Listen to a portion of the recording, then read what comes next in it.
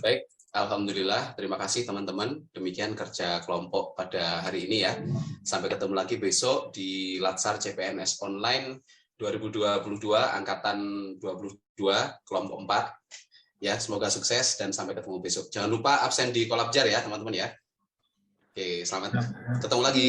Dadah. Bye, izin lift. Yo, makasih Mas. Tunggu, jangan pada lift dulu.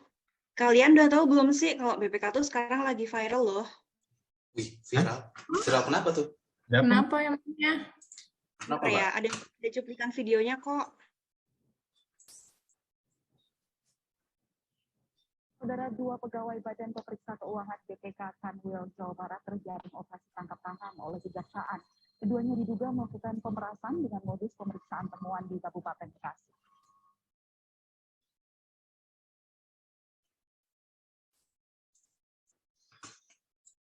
Dua pegawai BPK berinisial APS dan F ditangkap di salah satu kantor instansi pemerintah di Kabupaten Bekasi. Hingga saat ini, auditor BPK Jawa Barat masih menjalani pemeriksaan di kantor Kejaksaan Provinsi Jawa Barat. Keduanya diduga melakukan pemerasan dengan meminta sejumlah uang kepada rumah sakit daerah dan 17 puskesmas. Tim gabungan Kejati Jabar dan Kejari Kabupaten Bekasi mengamankan uang senilai 350 juta rupiah yang diduga dari hasil pemerasan.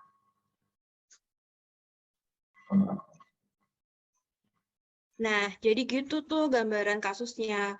Kalau untuk saat ini sih BPK Perwakilan Jabar udah memberhentikan sementara 2 oknum yang terjaring OTT itu. Terus kalau untuk proses hukumnya sih masih dikembangkan terus ya. Jadi memungkinkan nih adanya tersangka baru dalam kasus tersebut. Nah, kalau menurut teman-teman, apa ya alasan tersangka itu kok berani sih melakukan pemerasan? Kalau menurutku sih ya Mbak ya, utamanya tuh mungkin karena benteng moralnya yang lemah ya dari masing-masing oknum tersebut. Selain itu juga kurangnya pemahaman terhadap nilai-nilai bela negara nih seperti yang lagi kita pelajari juga kan. Dan itu juga kan mungkin kurangnya nilai pemahaman terhadap nilai dasar BPK itu sendiri yaitu independensi, integritas, dan profesionalisme. Itu sih kalau menurutku Mbak. Setuju sih, setuju. Udah gitu tuh sekarang tuh muncul fenomena labeling di sosial media tuh. Gara-gara lihat postingan, orang jadi lihat, wah ini Sultan nih, ini Crazy Rich nih. Nah, dari situ tuh sebenarnya bisa memicu orang buat jadi pengen kaya, tapi mereka justru lebih milih jalan yang instan. Sampai-sampai mereka tuh menghalalkan segala cara untuk mencukupi gaya hidup. Iya, benar juga ya. Apalagi kalau kita lihat nih, kalau orang tersangkut kasus korupsi, hukumannya mesti ringan. Kita lihat aja kemarin kasus korupsi dana bansos, kemudian kasus suap oleh jaksa dan lain sebagainya, itu kan hukumannya ringan-ringan, sehingga mungkin itu membuat orang jadi pidana korupsi. Iya, benar juga sih. Terus kalau lagi ada kasus kayak gini, berarti pemeriksaannya jadi terhambat dong ya? Nah, iya, semua tim pemeriksanya itu ditarik dari lokasi pemeriksaan dan ya pastinya kegiatan pemeriksaan nggak bisa berlanjut kan kalau kayak gitu. Waduh, ngeri juga ya. Padahal anggaran rumah sakit dan puskesmas kan untuk biaya operasional bisa-bisa menghambat dan menurunkan kualitas masnya dong. Iya, betul banget tuh. Dan mirisnya lagi, sekarang kalau coba deh kita bacain komentar-komentar negatif netizen di media sosial. Sampai-sampai kan kita tahu sendiri juga ada kalimat maha benar netizen dengan segala komentarnya kan. Nah, kepercayaan masyarakat itu tuh juga jadi turun karena banyaknya komentar-komentar negatif tersebut. Soalnya BPK yang dipercaya sebagai pemeriksa keuangan negara, tapi masih ada oknum yang melakukan pemerasan gitu. Ya, kalau dilihat dari penegakan hukum yang masih lemah juga sih, ini sangat mengkhawatirkan. Karena kalau sampai masyarakat menganggap ini tindak pidana korupsi itu hal yang biasa, bisa-bisa itu tuh jadi budaya gitu, budaya yang ada di masyarakat, bahkan dari hal-hal kecil pun dalam kehidupan tuh bisa mengarah ke tindak pidana korupsi. Ya, Nah, kalau sekarang kan kita lagi diklat tentang wawasan kebangsaan dan nilai-nilai bela negara nih. Kalau menurut tanggapan teman-teman tentang oknum OTT ini gimana?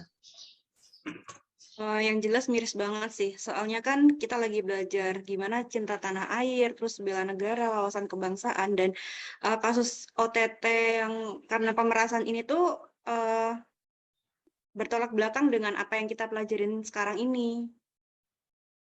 Iya, kalau yang aku ingat ya dari materi yang sedang kita pelajari, misalnya dari tindakan cinta tanah air. Beberapa contohnya itu kan mengabdi kepada negara dan rakyat Indonesia. Terus ASN sebagai warga negara terpilih harus menjadi contoh di tengah-tengah masyarakat. Nah, sementara tindakan penyalahgunaan wewenang kayak gini melanggar semua itu kan? Iya, menurutku juga seorang ASN harus rela berkorban ya, memberikan layanan kepada publik secara jujur, tanggap, cepat, tepat, akurat, berdaya guna, berhasil guna, dan santun, serta selalu ikhlas membantu masyarakat dalam menghadapi situasi dan kondisi yang penuh dengan kesulitan. Gitu. Gak usah jauh-jauh deh ke nilai bela negara. Padahal kan pegawai BPK sendiri secara khusus punya nilai dasar BPK yang dijunjung tinggi di BPK. Tapi nilai itu integritas, independensi, profesionalisme pun masih dilanggar kan sama mereka. Ya, itu sama sekali nggak menunjukkan nilai-nilai BPK ya, khususnya integritas ya.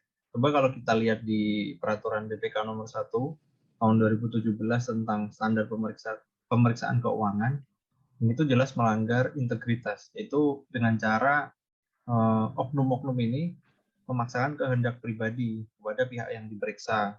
Sebenarnya nggak cuma uang, ada hal-hal lain kayak barang, fasilitas, hiburan yang diterima atau secara langsung atau tidak langsung dari pihak yang diperiksa ini sih.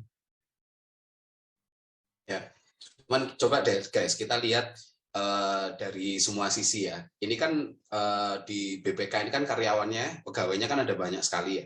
Di CPNS saja ada 1.300 lebih. Dan yang melakukan pemerasan ini kan baru 2 orang tuh yang ketahuan kan baru 2 orang. Dan kalau dibandingkan jumlahnya ini sangat nggak imbang. Artinya apa yang mereka lakukan tuh sebenarnya belum merepresentasikan bahwa BPK itu seperti itu, BPK itu buruk seperti itu gitu. Dan seingat saya banyak kok prestasi-prestasi yang dimiliki sama BPK baik di nasional maupun internasional. Kayaknya Mbak Vinda ingat deh apa aja prestasinya tuh. Ya, setuju banget sih. Nah, salah satu prestasi BPK nih, untuk saat ini sih BPK RI terpilih menjadi Wakil Ketua Panel Auditor Eksternalnya PBB. Nah, panel ini tuh merupakan forum koordinasi dan berbagi informasi atas metodologi pemeriksaan dan temuan-temuan pemeriksaan gitu. Nah, dan menariknya, BPK RI itu tuh menjadi satu-satunya negara dalam sejarah di mana SAI-nya ini memegang 2 jabatan strategis PBB di bidang audit. Nah, Wakil Ketua BPK RI ini Bapak Dr. Agus Joko Pramono sebagai Wakil Ketua Auditor Internal PBB dan Ketua BPK RI Bapak Dr. Agung Firman Sampurna sebagai Wakil Ketua Panel Auditor Eksternal PBB. Gimana? Keren banget kan? Wah, keren banget. Dan ternyata emang banyak banget ya prestasi-prestasi BPK yang sudah diperoleh sejauh ini. Selain itu ada lagi nggak? Dan itu BPK juga telah membentuk pelayanan pengaduan masyarakat terhadap tindakan pelanggaran kode etik pemeriksaan. Jadi, apabila terjadinya indikasi tindak pelanggaran kode etik, khususnya untuk pemeriksaan, masyarakat bisa melaporkan tindakan tersebut melalui website yang sudah disediakan oleh BPK. Ya, benar banget tuh Mbak Fitri. Mungkin aku nambahin dikit nih Mbak. Karena setahuku memang ada 2 sistem ya di BPK terkait dengan hal ini. Pertama tuh ada whistleblowing system. Bukan hanya pegawai BPK nih yang dilibatkan untuk melaporkan di sini, tapi juga ada masyarakat yang dapat menyampaikan laporan kalau misalkan ada pelanggaran-pelanggaran yang terjadi seperti kasus yang tadi Mbak Vinda sampaikan. Terus juga ada aplikasi pelaporan dan penanganan gratifikasi. Nah, ini tuh jadi wadah bagi pegawai BPK dalam melaporkan penerimaan, pemberian, permintaan, atau penolakan gratifikasi. Jadi, BPK sendiri udah punya 2 alat itu yang bisa dimanfaatkan oleh semua orang sebenarnya. Ya, Ya sih, benar banget teman-teman. Jadi ini harapan kita semua ya, buat semoga pengungkapan kasus ini bisa berjalan dengan lancar dan oknum-oknum yang terlibat itu bisa ditindak dengan hukum yang tegas, dan semoga BPK itu bisa tetap menunjukkan prestasi-prestasi terbaiknya ke depan. Itu harapan kita semua ya. Amin. Amin. Terus ini, kita kan sekarang ini kan udah jadi CPNS BPK. Artinya kita sudah selangkah lebih dalam ya, masuk ke dalam keluarga BPK, menjadi bagian dari BPK. Kalau menurut kalian, menurut kita ya, sebagai CPNS BPK ini, kira-kira apa ya yang kita bisa pelajari dari isu ini? Mungkin bisa kita antisipasi dan mungkin bisa kita lakukan gitu, agar hal-hal kayak gini nggak terjadi lagi gitu. Wah, kita harus banyak belajar nih untuk kedepannya. Kalau dari aku sendiri sih selalu menanamkan pola pikir kalau cara cepat untuk jadi kaya itu malah biasanya tuh jadi cara cepat juga untuk jatuh miskin. Contohnya sih korupsi gini ya, dan hal-hal yang nggak halal gitu deh. Aku setuju. Aku juga mengingat kegiatan diklat kemarin ya, pembinaan mental. Kalau nggak salah, kemarin itu kita disampaikan mesti selalu mengingat Tuhan, misalnya dengan selalu membawa kitab suci.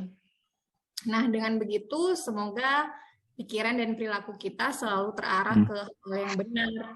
Udah deh bikin hal-hal yang lurus-lurus aja, nggak usah bikin yang aneh-aneh, kan?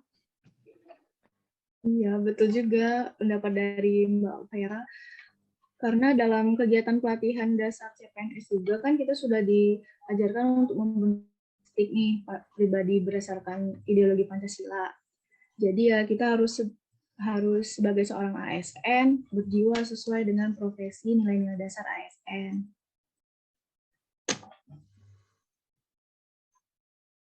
Kalau dari aku sih mungkin aku sendiri akan ini sih sungguh-sungguh ikutin diklat nih sekarang yang lagi kita jalanin. Semoga bisa menyerap semua ilmu yang disampaikan dalam diklat, dan mudah-mudahan jangan sampai mengulangi kesalahan atau pelanggaran yang udah dilakuin sama oknum 2 BPK itu. Berat banget ya obrolannya. Ngomong-ngomong, kalian udah ngerti belum nih? Aduh, iya betul. Itu masih ada yang belum nih. Yuk kerjain. Iya, katanya kolabjar udah bisa dibuka ya. Kita ngumpulin dulu aja kali ya. Boleh. Boleh. Oke, ya udah. Sampai ketemu ya. Sampai ketemu lagi ya teman-teman ya. Assalamualaikum warahmatullahi wabarakatuh. Dadah, makasih. Waalaikumsalam warahmatullahi wabarakatuh. Dah. Dengan